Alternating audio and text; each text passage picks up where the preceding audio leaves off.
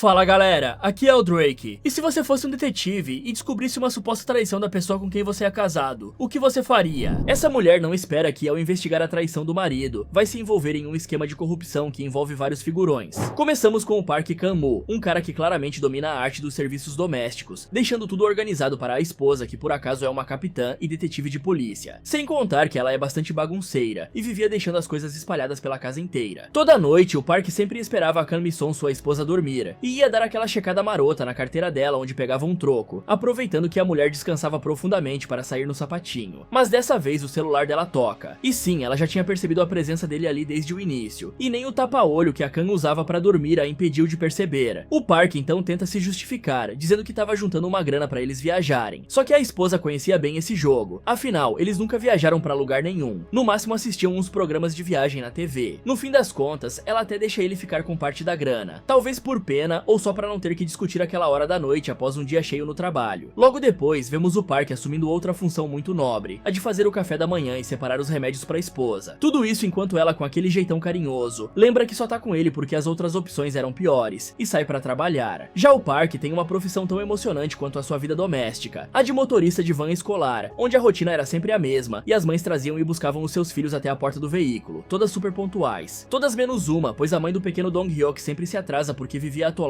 no trabalho. Por isso o garoto sempre ficava esperando, e o Park, como bom motorista e péssima influência, resolve distrair o moleque fazendo uns zerinhos com a van, mas deixando bem claro que aquilo não podia chegar aos ouvidos da mãe do menino de jeito nenhum. Enquanto isso, a Kang, que além de capitã é praticamente uma máquina de prender bandidos, está na delegacia dando uma palestra sobre um criminoso que eles estavam caçando. E enquanto a mulher fala, dois policiais comentam que ela tinha uma taxa de sucesso tão elevada que a comparam com um crocodilo, porque esses animais têm uma taxa de acerto na caça muito alta, bem maior do que um leão, por exemplo. No meio da explicação, a Kang mostra em um mapa por onde os policiais deveriam entrar, quando um telefone clonado traz uma nova informação que muda tudo. Sem perder tempo, ela e sua equipe partem direto para uma concessionária de carros usados, onde o Ma Chang-gi disfarçava os seus negócios ilícitos, e a Kang se recusa a esperar o reforço, indo na cara e na coragem mesmo. Chegando lá, a Kang ativa o seu acessório nada sutil, um soco inglês que dá choque, no estilo Viúva Negra. Ela começa a distribuir choque em geral, subindo as escadas, derrubando vários capangas, desviando de faca, chutando, socando e dando porrada em quem aparecesse pela frente. Um dos bandidos até tenta ser corajoso, mas acaba voando lá de cima direto no capô de um carro. Depois de abrir caminho na base da eletricidade, ela chega até o escritório do chefão, onde o Chang-gi, na maior cara de pau, tenta bancar o cidadão honesto, alegando ser apenas um vendedor de carros usados, um simples menino de vó. No entanto, a Kang não nasceu ontem, e começou a vasculhar tudo até encontrar um bloco de anotações. Mesmo sem ter nada escrito visível, ela percebe que alguém escreveu ali com tanta força que ficou marcado na folha de baixo. Sem pensar duas vezes, ela puxa um lápis e rabisca o papel, revelando que tinham anotado ali a placa de um carro. Sem fazer alarde, a detetive entrega a informação pro parceiro, que imediatamente sai para rastrear a placa. Logo, a polícia localiza o carro, e junto dele um belo carregamento de tóxicos. Por isso, passa um rádio pra Kang informando da apreensão, de forma que esse era o fim da linha pro Chang. Só que ele, claro, tenta fugir, e essa foi uma péssima ideia, pois a Kang taca um café quentíssimo na cara dele. Na sequência, ela distribui choque nos dois capangas que ainda estavam em pé e apaga o próprio Chang com mais um choque, porque ela é a Viúva Negra da Coreia. À noite, depois de um dia de pancadaria, perseguição e muito choque, nada mais justo do que comemorar, e o esquadrão da detetive Kang se reúne na casa dela, onde o Park tinha preparado o jantar. Por isso, ele é chamado pelo apelido de Senhor Esposa. E enquanto uns cantam que nem loucos, lá está o Park aplicando uma sessão de mochabustão nas costas do detetive Lee Sang-geung, pois o cara estava com uma baita dor na região fazia vários dias, e agradece a ajuda do Park como se ele tivesse salvado a sua vida. E já que tava no embalo, o Park aproveita para passar uma missão secreta. Ele entrega pro Lee uma munhequeira pedindo pro policial entregar pra Kang, pois ela sentia muitas dores no pulso por conta do soco inglês, afirmando que se fosse entregar aquilo pessoalmente, a esposa só ia olhar torto, recusar e dizer que ele era um chato. Enquanto isso, em outro canto da cidade, as coisas estavam longe de serem tranquilas assim, pois a Baek Seong-woo aparece colocando discretamente um pendrive escondido dentro de um armário, sinal de que coisa boa não vinha por aí. E não deu outra, ela logo é encontrada por uns bandidos que tentam capturá-la, mas a moça até corre e tenta escapar, só que termina cercada, ajoelhada no chão e sem saída. Mas se eles acharam que tinham pego a Baek, estavam redondamente enganados, porque de algum jeito a mulher consegue fugir, se jogando do alto de uma ponte e despencando direto no teto de um carro. Aparentemente sem vida, os bandidos até disparam alguns tiros para garantir, e vão embora certos de que ela estava morta. Só que não, porque felizmente o colete à prova de balas fez o serviço direitinho, e sim, ela estava vivinha da Silva, apesar de ferida. Na manhã seguinte, a detetive Kang chega no local, e ela é informada do que aconteceu, descobrindo que a Baek estava desmaiada, provavelmente por conta da queda. O Dong-soo então chega falando falando que tinha verificado o escritório onde a Baek trabalha em busca de informações, porém ele não encontrou nada, pois alguém foi mais rápido e claramente limparam tudo correndo. Diante disso, a Khan toma uma decisão estratégica: espalhar para a imprensa que a Baek estava morta, pois se todo mundo achasse que ela morreu, quem queria vê-la fora de cena não teria mais motivo para procurá-la. Depois, a Khan e o detetive Lee seguem direto para o hospital para checar o estado de saúde da Baek. Lá, o Lee aproveita para cumprir a missão secreta do parque, entregando a munhequeira para chefe, fingindo que foi ele quem comprou o presente. O policial ainda solta aquele conselho básico, sugerindo que ela tratasse melhor o marido, mas a Khan, como sempre, rebate na lata, dizendo que pelo visto ele estava interessado no parque, e o Lee, meio sem graça, responde que só gosta de mulheres. À noite, o parque estava de boas comprando umas coisinhas pro jantar, quando do nada surge uma mulher correndo feito uma maratonista, quase derrubando uma outra no caminho. Sem perder tempo pedindo desculpas, ela recomeça a correr, pois claramente tinha problemas maiores, já que alguns engravatados nada simpáticos estavam na cola dela. A mulher então tenta fugir entrando numa viela, mas logo ela se vê cercada. É aí que do nada surge o nosso herói limpador de casa, o Park. Ele aparece nas sombras, derrubando os engravatados e ajudando a moça a distribuir umas belíssimas pancadas nos perseguidores. Em seguida, o Park encontra um exame pré-natal no chão, pois sim, a mulher estava grávida, e ela não é uma simples desconhecida não. Ela é a Jang Hee-ju, uma velha conhecida do Park de um passado que não parecia ter sido dos melhores. A Hee-ju até diz que deixou aquela vida pra trás, só que claro, o Park não engole essa história tão fácil e já quer saber o motivo daqueles engravatados estarem atrás dela. Inicialmente, a mulher faz a linha não é da sua conta, mas acaba soltando uma informação chave: o Jung-san sumiu, e pelo visto isso é algo grande, e o Park tenta consolá-la, mas ela conclui que já falou demais e vai embora entrando num táxi. Enquanto isso, quem também estava por ali bem escondidinho era a dupla mais fofoqueira da delegacia, o Dong-soo e o Heon-ji. Os dois estavam na área em plena missão, fazendo uma tocaia para tentar arrancar alguma informação sobre o caso da Baek, mas ao verem a cena, eles entenderam absolutamente tudo errado. Na cabeça da dupla ficou bem claro que o Park estava traindo a esposa, e como dois fofoqueiros profissionais, eles não pensam duas vezes, por isso correm para a delegacia. Lá eles se encontram com o detetive Lee na sala de interrogatórios e despejam tudo para ele. Afinal, quem melhor para analisar uma traição do que alguém que já foi traído e se divorciado? Experiência no assunto ele tinha. O problema é que eles só viram a cena, não ouviram absolutamente nada, mas como quem não tem prova usa a imaginação, os dois montam toda uma cena de novela mexicana ou um dorama de romance. Eles só esqueceram de um pequeno detalhe: o áudio da sala de interrogatório estava ligado, e quem estava relaxando na sala ao lado? Sim, a própria Khan. Ela ouviu cada palavra, mas a capitã não se deixa levar tão fácil pela desconfiança, pois conhecia bem demais o marido para acreditar nessas suposições baratas, e dá uma bronca forte nos dois por fofocarem sem ter certeza. Em casa, a detetive Khan chega e encontra o jantar preparado na mesa como era costume. Depois, abre a geladeira e vê que o Park preparou 3 quentinhas, prontinhas, cuidadosamente embaladas para ela levar para os colegas de esquadrão, e fica se perguntando por que cargas d'água ele se dá esse trabalho todo. Logo depois ela encontra o Park na cama, dormindo igual pedra, e aproveita a deixa para pegar a carteira dele e dar uma checada, colocando algum dinheiro ali e indo dormir. Já pela madrugada, o Park desperta e fica observando alguns passaportes falsos. É nesse momento que o passado bate na porta, ou melhor, na memória, e ele começa a recordar daquela época. 6 anos antes, o cara não era esse motorista de van tranquilo que vive uma vida normal cuidando dos afazeres domésticos. Na verdade, ele era um agente secreto do governo no estilo John Wick. Em uma das suas missões, o Park estava na Rússia, envolvido numa operação para interceptar um navio cargueiro que estava contrabandeando armas para a Coreia do Norte. Nessa operação, ele não estava sozinho. Ao lado dele estavam o Jung-san, o Gyeom-seok e coordenando tudo a Hee-ju, sim, a maratonista. E detalhe, essa missão não tinha aprovação dos chefes, pois o Park resolveu usar a sua autoridade como capitão e agir por conta própria, já que algo ali cheirava muito mal. E não demorou muito pro cara descobrir que estava certo, porque após eliminar vários inimigos pelo caminho, o Park e o Gyeom-seok chegam até a ponte do navio. Ali eles instalam um dispositivo que simplesmente desativa todos os controles da embarcação. É então que o Gyeom-seok percebe que na verdade aquele navio não ia pra Coreia do Norte, e sim pra Coreia do Sul.